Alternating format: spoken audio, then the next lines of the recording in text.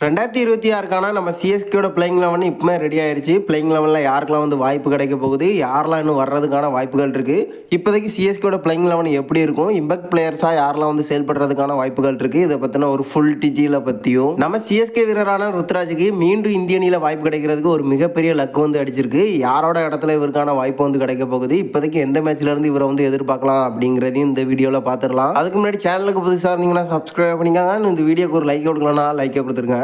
First நம்ம ருத்ராஜை பார்த்துடலாம். இந்திய அணியில் அவருக்கான வாய்ப்பு வந்து தொடர்ந்து மறுக்கப்பட்டு இருந்து இப்போ ரீசெண்டாக பார்த்தீங்கன்னா சவுத் ஆப்பிரிக்கா ஏணிக்கு எதிராக ஒரு தரமான சம்பவத்தை வந்து பண்ணியிருந்தாரு. ஓப்பனிங்கில் அதிரடியான சதத்தெல்லாம் வந்து கடந்திருந்தார் நம்ம ருத்ராஜ்.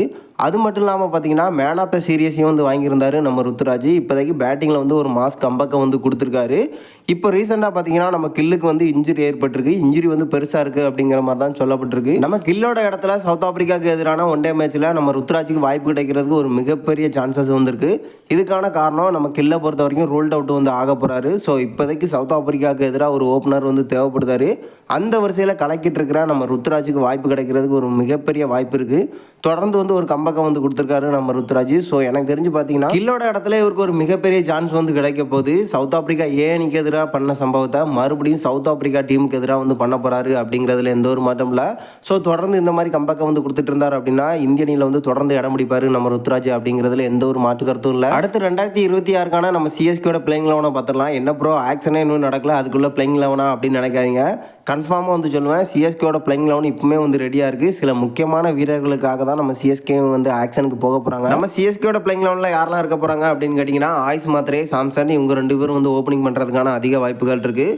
ருத்ராஜை பொறுத்த வரைக்கும் கன்ஃபார்மாக ஒன் டவுனில் வந்து இறங்குவார். அதுக்கப்புறமா பார்த்தீங்கன்னா நம்ம டூபே, பிரவிஸ், 6வது இடத்துல பார்த்தீங்கன்னா நம்ம ஊர்வில் பட்டேல் வர்றதுக்கான அதிக வாய்ப்புகள் இருக்குது. 7வது இடத்த பொறுத்த வரைக்கும் நம்ம ரசேலாக இருக்கட்டும், க்ரீனாக இருக்கட்டும், மேக்ஸ்வெல்லாக இருக்கட்டும், இந்த 3 பேர்த்தில் ஒருத்தரை வந்து கன்ஃபார்மாக அந்த இடத்துல வந்து எதிர்பார்க்கலாம். 8வது இடத்துல நம்ம ஸ்பின் கிங்கான நூர் அகமது வந்து இருக்க போகிறாரு. 9வது இடத்துல நம்ம பதிரனா இல்லைனா எல்இசி இவங்க தான் வந்து இருப்பாங்க. 10வது இடத்துல பார்த்தீங்கன்னா நம்ம கல்லியில் கன்ஃபார்மாக இருக்க போகிறாரு.